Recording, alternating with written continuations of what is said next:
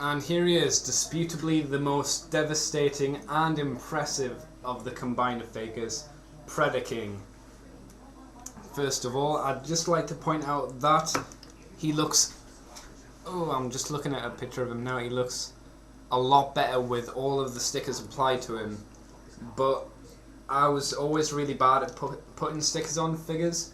I still really am. So I'm not going to dare wasting the stickers and destroying Predaking's look. He is huge, and because mine is part die-cast, he's quite heavy as well. He's just a really good looking figure. There's loads of detail on him, and for a combiner he's got a lot of movement in his legs. I'm not going to show you properly. His arms, and he's got waist movement as well, which none of the other ones had.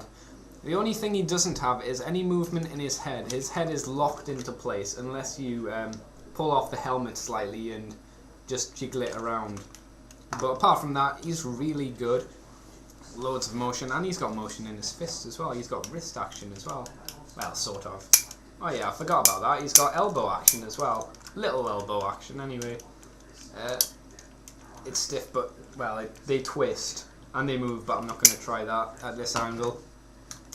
However, there are some bad points, and I don't know whether this is just mine, but the wings in his back, as you can see just by wiggling it around, they're very loose, and there's no way to actually hold them in place, so they're always going to jiggle about and stuff. Also, because you pull Razor Claw's legs apart for these yellow bits, they have a tendency, excuse me, to go back in, and then that kind of skews the legs a bit, which isn't good. He's quite loose. I mean, these bits can go, the insides of the yellow bits of his arms there, if you knock them, they can go in as well. I assume it's a basic flaw with the figure, but I'm not completely sure. But that doesn't matter. It only matters really if you're playing with him, and for us collectors, we shouldn't really be playing with them. We should just have them in like a display case and go, oh, he's awesome, which is what I do. I love him. He's really good, and all of the bits look excellent on him. Every figure works perfectly here. It's just really good. I'm sorry, it's hard to find the words to just say how good he is. Unfortunately, the pricing for Predaking is very expensive.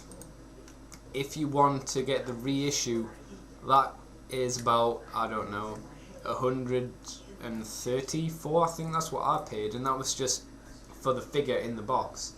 It'll probably cost more for postage and packaging on top of that. Like I said, the box Japanese ones, single, can go for a hell of a lot more. Each of them, if you add them together, go for a lot more than that. If you buy them separately, you run the risk of either getting a broken one or trying to hunt down all of the parts for him, and Predaking's parts are ridiculously expensive. I'd go for the reissue if I were you. Then it's nice and metal anyway, and you know no one's touched it.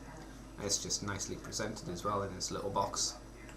So yes, he's also bigger than all of the combiners as well, because each of his limbs is the size of a body, basically, for like Bruticus or Minosaur. He is quite a lot taller, which makes him unique in that aspect. I think, I'm not sure, but as far as I know, this figure was, I think, the first combiner for the Transformers that was completely original. The rest of them, as far as I know, were based off another TV show or another toy line anyway. So Predaking is nice because he's unique, and he's never been repainted as well, which is a godsend, because if they repainted this guy, it'd just look terrible. So yeah, get Predaking. He's probably a lot cheaper than most of the other combiners. He looks great. All of his figures are definitely worth having, even if they're not perfect. They're definitely worth you getting. He's just such a good figure. It's hard to know what to say about him. Tomorrow I'll be doing Deathsaurus or Deathsaurus, depending on how you want to pronounce it. And until then, I hope this has been a good review. I don't feel it has been, but hopefully you've enjoyed it anyway. And thanks for watching. See you later.